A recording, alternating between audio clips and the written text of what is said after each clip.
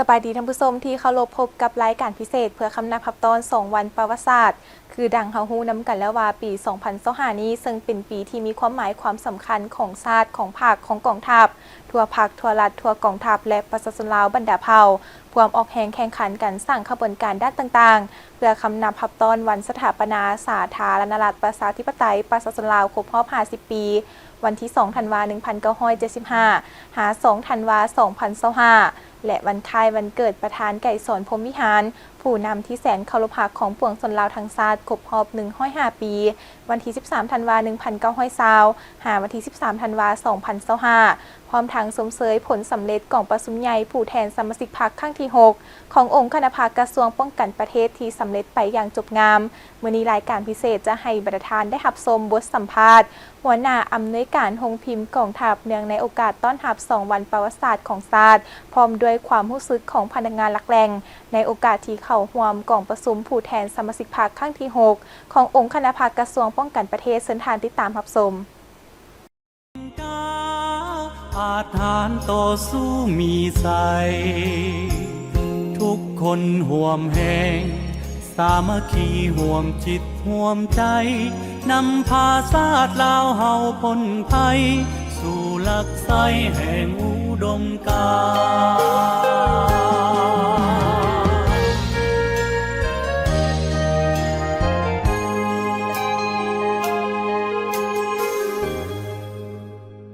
เนื่องในโอกาสกองประชุมใหญ่ครั้งที่6ขององค์คณะภาคกระทรวงป้องกันประเทศโรงพิมพ์กองทัพแม่นหัวหน่วยการจัดตั้งหนึ่ง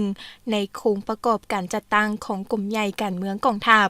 เป็นเสนาธิการรับใช้ผลิตสิ่งพิมพ์ต่างๆภายในกองทัพและสิ่งพิมพ์ทั่วไปในสังคม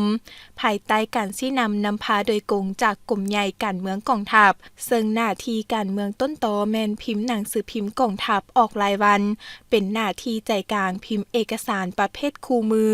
ปึ้มวิชาการปึ้มประวัติมูลเสื้อหัวบงหัวบินและสิ่งพิมพ์อื่นๆเพื่อรับใช้โฆษณาเผยแพร่และศึกษาอบรมพนักงานสมาชิกนายและพลทหารรับรู้เข้าใจต่อแนวทางนโยบายของพรรคพันเอกละครแก้วกินนารีหัวหน้าอำนวยการโรงพิมพ์กองทัพให้ฮู้ตื่มอีกว่าคณะพรรคคณะบรรษาได้ถือเอาใจใส่เวียกงานศึกษาอบรมการเมืองนำพาแนวคิดสมาชิกพรรคพนักงานนักรบด้วยหลายรูปการหลายเนื้อใน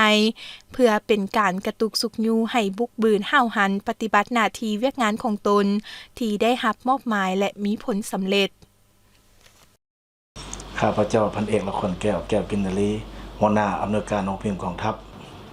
โรงพิมพ์กองทัพแมนหัวหน่วยการจัดตั้งหนึ่งในโครงประกอบการจัดตั้งของกรมใหญ่การเมืองกองทัพ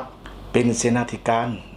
รับใช้ผลิตสิ่งพิมพ์ต่างๆภายในกองทัพและสิ่งพิมพ์ทั่วไปในสังคมมีพลบทบาทเทียบเท่ากองพันใหญ่ภายใต้การชี้นำพาโดยกงจากกรมใหญ่การเมืองกองทัพซึ่งหน้าที่การเมืองต้นตอแมนพิมพ์หนังสือพิมพ์กองทัพออกรายวันปึ้มพิมพ์ปึ้มเอกสารปึ้มคู่มือปึ้มวิชาการปึ้มประวัติมูลเสื้อหัวบงบินและสิ่งพิมพ์อื่นๆเพื่อรับใช้โฆษณาเผยแพร่และเป็นการศึกษาอบรมพนักงานสมาชิกพรรคนายและพลทหารได้รับรู้และเข้าใจต่อแนวทางนโยบายของพรรคกฎหมายของรัฐก็คือข้อกำหนดกฎระเบียบของกองทัพโดยปฏิบัติตาม4หน้าที่ใหญ่26แผนงาน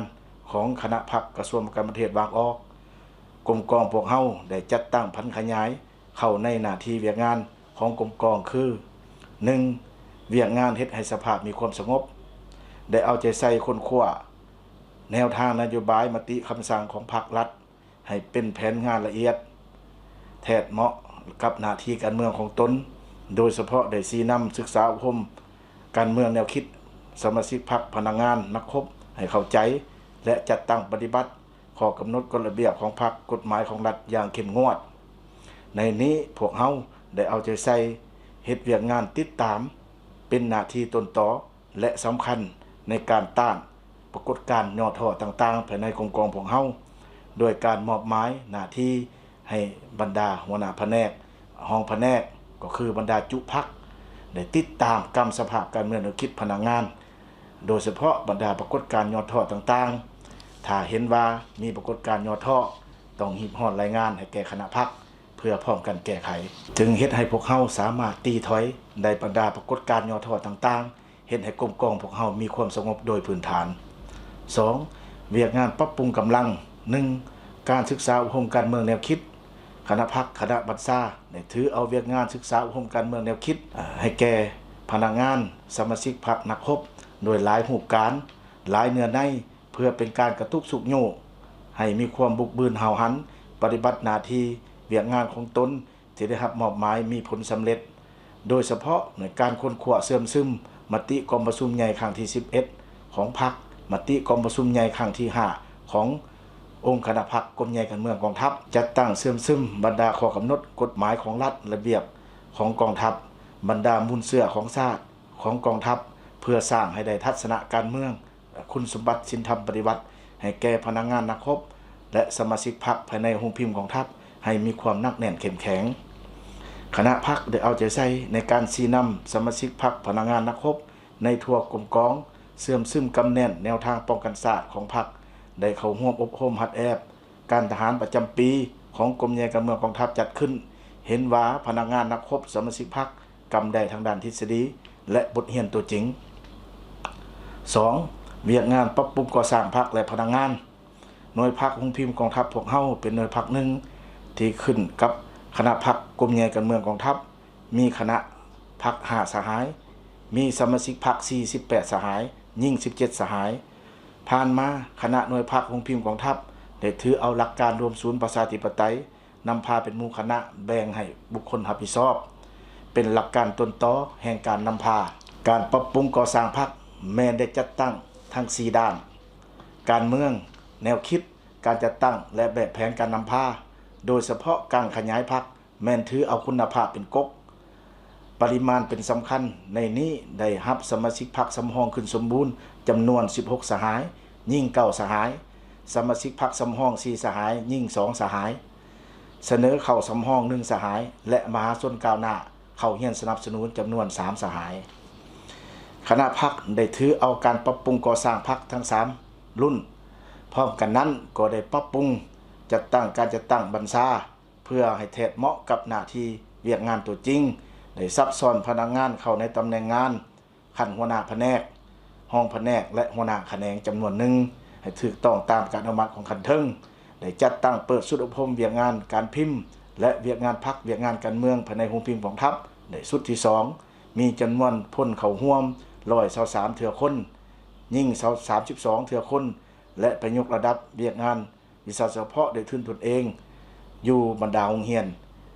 อีกจำนวนหนึ่ง 3. เวียกงานนโยบายได้เอาใจใส่ในการปฏิบัติเวียกงานนโยบายด้านต่างๆต่อสมาชิกพรรคพนักงานนักรบซึ่งได้จัดตั้งกันไปเยี่ยมยามพนักงานที่เจ็บเป็นเกิดลูกใหม่ญาติพี่น้องเจ็บเป็นและมอบวัตถุปัจจัยตามเงื่อนไขตัวจริงเพื่อให้กำลังใจต่อผู้เจ็บป่วยและยังได้ค้นคว้าแก้ไขเงินรวมของกรมกองให้พนักงานนักรบที่มีความจำเป็นในการกู้ยืมโดยไม่มีดอกเบี้ยพร้อมกันนั้นก็ได้จัดตั้งปฏิบัติแก้ไขเงินแรงงานเวียกงานวิชาเฉพาะให้แก่พนักงานนักรบที่เฮ็ดเวียกงานตัวจริงใน6เดือนต้นปีและ6เดือนท้ายปีเป็นประจำ 3. เวียกงานรับประกันพลาธิการและเวียกงานวิชาเฉพาะ 1. เวียกงานรับประกันพลาธิการได้ปลุกระดมสมาชิกพรรคพนักงานนักรบได้เอาใจใส่สร้างเศรษฐกิจครอบครัวตามเงื่อนไขความสะดวกตัวจริงของแต่ละครอบครัวให้ถูกต้องตามระเบียบกฎหมายเพื่อเฮ็ดให้ชีวิตการเป็นอยู่ของแต่ละครอบครัวดีขึ้น 2. เวียกงานวิชาเฉพาะคณะพรรคคณะอำนวยการสมาชิกพรรคพนักงานนักรบได้เอาใจใส่เป็นพิเศษต่อเวียกงานวิชาเฉพาะเพื่อรับประกันเฮ็ดหน้าที่การเมืองของกองได้อย่างต่อเนื่องและมีคุณภาพดีถึงจะพบความยุ่งยากทางด้านเศรษฐกิจแต่ต้องได้รับประกันเวียกงานใหญ่3ด้านคือ 1. บรรดาเครื่องจักรพิมพ์และอุปกรณ์การพิมพ์มีความพร้อมรับประกันนำใช้ได้ตลอดเวลา 2. วัตถุรับใช้การพิมพ์ต้องรับประกันคุณภาพดี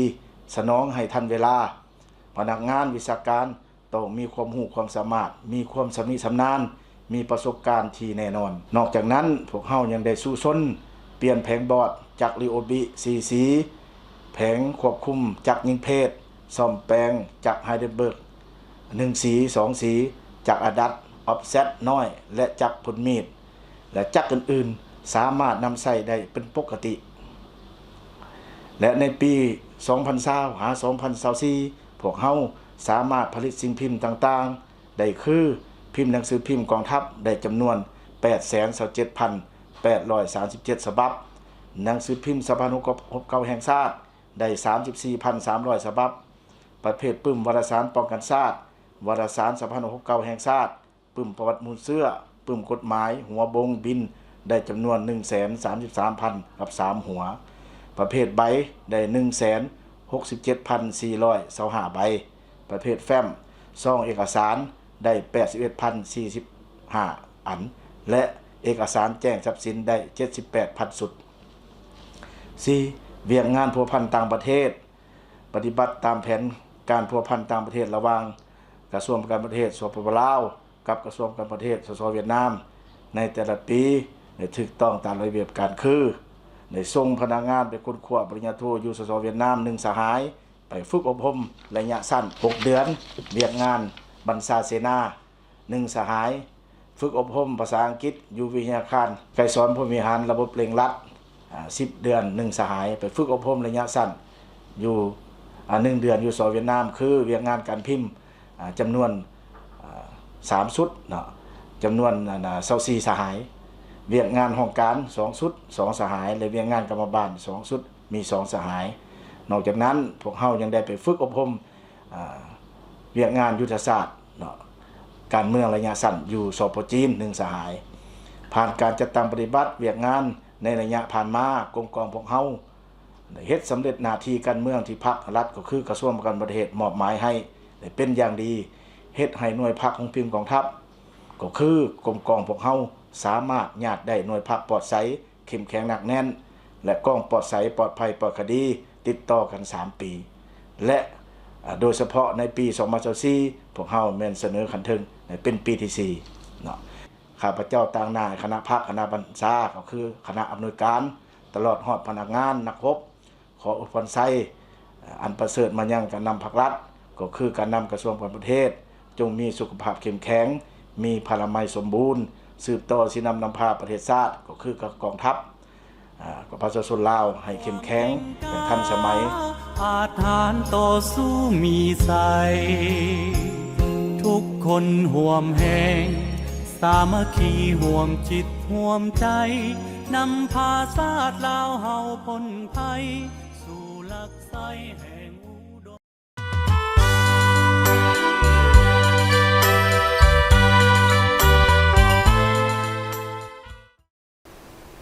ท่านผู้ชมเฮาพักชมโฆษณากันก่อนแล้วกลับเข้ามาสู่ระยะต่อไปของทางรายการเมื่อหวนคะนึงถึงชีวิตคู่จะหาใส่มาเทียมคู่การศึกษาแม่นเวียกงานหนึ่งที่มีบทบาทความสำคัญต่อกับการก่อสร้างและพัฒนาบุคลากรให้มีความรู้ความสามารถมีคุณสมบัติศีลธรรมปฏิบัติมีค่านิยมที่ถูกต้องมีสุขภาพทางด้านร่างกายและจิตใจที่แข็งแรงหากความก้าวหน้าเพื่อสร้างเงื่อนไขให้แก่พลเมืองลาวได้เข้าถึงการศึกษาที่มีคุณภาพมีความเสมอภาคและเท่าเทียมกันครู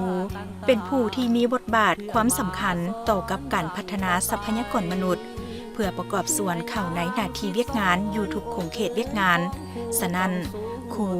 จึงเปรียบเหมือนแม่พิมพ์ของชาติที่ได้อุทิศเหือแหงและสติปัญญาเข้าในการสิสอนลูกหลานนักเรียนนักศึกษาของประชาชนลาวบรรดาเผ่าให้กลายเป็นผู้ที่มีความรู้ความสามารถก็คือเป็นทรัพยากรมนุษย์ที่มีคุณภาพเพื่อสืบทอดภารกิจปกปักรักษาและพัฒนาประเทศชาติในอนาคตสมเสยวันครูแห่งชาติ7 ตุลา 1994 หา 7 ตุลา 2025 ครบรอบ 31 ปีอย่างสุดใจเป็นผู้สัวอาวสานกองประชุมครั้งนี้มันมีความหมายความสำคัญที่สุดว่าเป็นการประเมินคืนผลสำเร็จในการจัดตั้งปฏิบัติแนวทางก็คือมติกองประชุมใหญ่ครั้งที่11ของศูนย์การพรรค โดยเฉพาะเป็นการกอดคืนผลสำเร็จในการปฏิบัติทิศทางแผนการของมติของประชุมใหญ่ครั้งที่5ผ่านมาในระยะ5ปีผลสำเร็จระยะ5ปีผ่านมานั้นถือว่าพระราชการในเฮานี้มันมีความสำเร็จในหลายด้านย้อนว่าได้มีการชี้นำพาโดยกรมจากคณะบริหารงานพรรคกระทรวงก็คือความเป็นเอกภาพในคณะบริหารงานพรรคกลุ่มใหญ่พระราชการตลอดถึงบรรดาแขนงพระราชการของกำลังหลวงและกำลังท้องถิ่นได้นำเอามติของกองประชุมใหญ่ครั้งที่5ไปพันขยายติดพันกับ4นาทีใหญ่26แผนงานแต่ในนั้นสำคัญสุดเป็นกลุ่มใหญ่พระราชการในเฮาได้เอาใจใส่ในการศึกษามุมการเมืองนำพาแนวคิดเฮ็ดให้พนักงานนำพบอยู่ในแขนงการพระราชการนี้และภายหลังสำเร็จกองประชุมใหญ่ครั้งที่6นี้เฉพาะองค์การพระราชการในเฮายังมีความสำคัญและจำเป็นที่สุดเพราะว่าอยู่ในมติก็ได้ระบุในการสร้างเขตยุทธศาสตร์พระราชการแนวหลังอีกอันหนึ่งปัญหาที่สำคัญของพระราชการเฮาจะต้องได้สืบต่อรับประกันการสนองพระราชการให้แก่การเลี้ยงดูทัพการฝึกอบรมหัดแอบ